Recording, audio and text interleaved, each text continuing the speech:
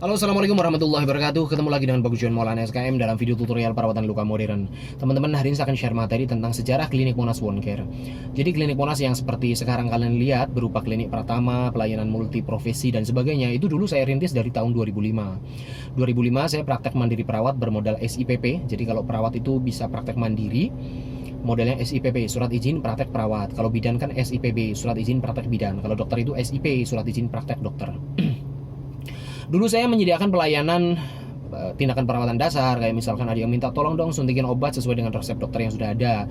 Terus misalkan lepasin kateter dong, pasangin kateter dan sebagainya, hitanan dan sebagainya.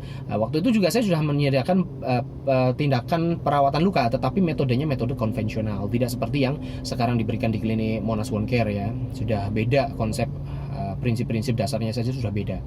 Jadi dulu sudah ada perawatan luka tetapi metode konvensional. Dulu pun berarti saya belum membawa misi cegah sejak dini stop amputasi. Saya praktek mandiri sendirian dari 2005 terus sampai akhir 2011. Disitulah saya baru terpapar ilmu perawatan luka modern. Memang cukup terlambat ya. Sebenarnya ilmu ini sudah masuk di Indonesia tahun 2006, dibawa oleh Ibu Widasari Sri Gitarja, Widasari Prakoso di Yayasan Boker Indonesia. Nah, lalu dialah yang menyebarkan ke seluruh Indonesia ilmu perawatan luka modern tersebut. Nah, akhirnya saya pribadi memang baru mengenal ilmu itu di tahun 2011.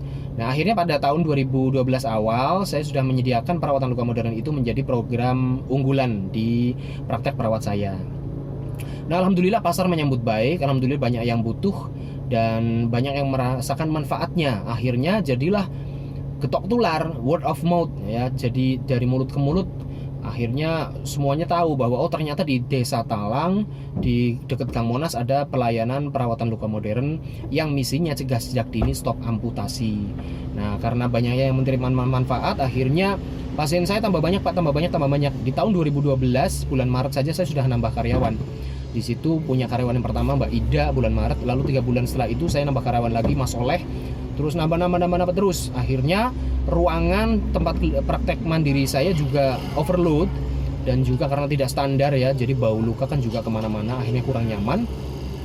Akhirnya saya berinisiasi tahun 2013 saya pindah ke bangunan klinik yang seperti kalian lihat di klinik Monas Wound Care. Nah, disitulah akhirnya pasien beralih ke sana mulai bulan Maret tahun 2013.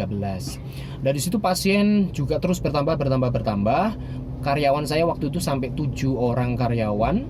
Saya praktek dari jam 4 sore sampai jam 9 malam, bahkan kadang sampai jam 10, kadang sampai jam setengah 11. Saya memang kalau pagi kan sebagai ASN ya di Dinas Kesehatan Kabupaten Tegal. Jadi saya memang tidak bisa praktek dari pagi. Praktek saya hanya bisa dimulai jam 4 sore. Itu pun benar-benar menyita energi ya kan, saya capek sekali meskipun karyawan sudah 6 saat itu. Waktu itu istri saya juga sampai kecapean, bahkan sampai keguguran. Seperti itu praktek perawat saya seperti itu akhirnya.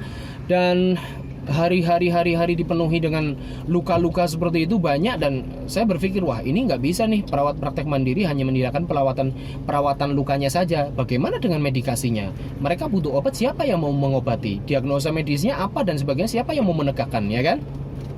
Saat itu memang saya sering sekali merujuk ke dokter-dokter, baik dokter umum maupun dokter spesialis penyakit dalam khususnya. Karena yang datang ke saya kebanyakan 95% lebih adalah luka kencing manis. Nah, dari situ saya merujuk ke dokter. Nah, karena saya tidak berkompeten sebagai perawat untuk mengobati ya kan.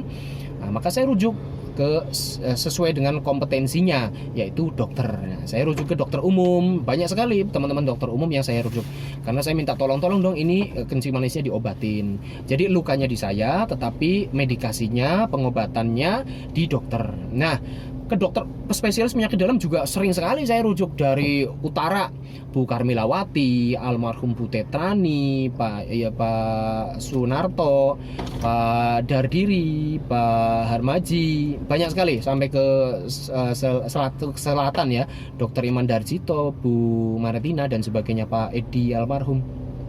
Jadi banyak sekali saya merujuk ke spesialis penyakit dalam. Tujuannya yang pertama memang itu kompetensinya mereka, bukan kompetensi saya. Kalau saya sebagai perawat spesialis perawat dengan kompetensi spesialis perawat luka, ya ahlinya luka yang ngurusi lukanya saja. Nah, yang ngobati ya spesialis penyakit dalam. Jadi saya merujuk ke sana memang karena bukan kompetensinya saya. Yang kedua memang karena kebutuhan si pasien memang sudah harus ditangani oleh spesialis. Jadi pasien harus ketemu dengan siapa yang memang kompeten untuk mengurusi permasalahan kesehatannya. Jangan dipaksakan kalau bukan kompetensinya. Itu sebuah kesalahan kalau kita menyerahkan bukan kepada ahlinya. Yang berikutnya memang untuk berjejaring. Jadi kan bisa saling membutuhkan. Saya membutuhkan dokter spesialis penyakit dalam untuk ngurusi penyakitnya. Lalu penyakit dalam juga kadang membutuhkan saya. Jadi saling merujuk seperti itu. Jadi kalau ada orang luka kencing manis ke saya kadang merujuk ke spesialis penyakit dalam untuk pengobatan penyakit dalamnya. Kalau ada pasien yang serupa seperti itu berobat ke spesialis penyakit dalam, kadang spesialis penyakit dalam merujuk ke saya untuk ngurusi lukanya. Jadi saling membutuhkan. Memang yang namanya permasalahan kesehatan itu tidak bisa selesai dalam satu profesi saja. Itulah mengapa saya sekarang bikin klinik Pratama, klinik dengan multiprofesi, biar satu pintu itu cukup. Dengan satu pintu artinya satu instansi, satu gedung, orang datang ke situ sudah komplit. Lukanya ya ditangani oleh perawat luka, penyakitnya, kencing manisnya, diabetesnya diobati oleh dokter. Itu tujuan saya membuat sebuah klinik Pratama yang dimana di sini menyediakan berbagai multiprofesi di situ. Ada apoteker, ada dokter, ada perawat dan profesi yang lain.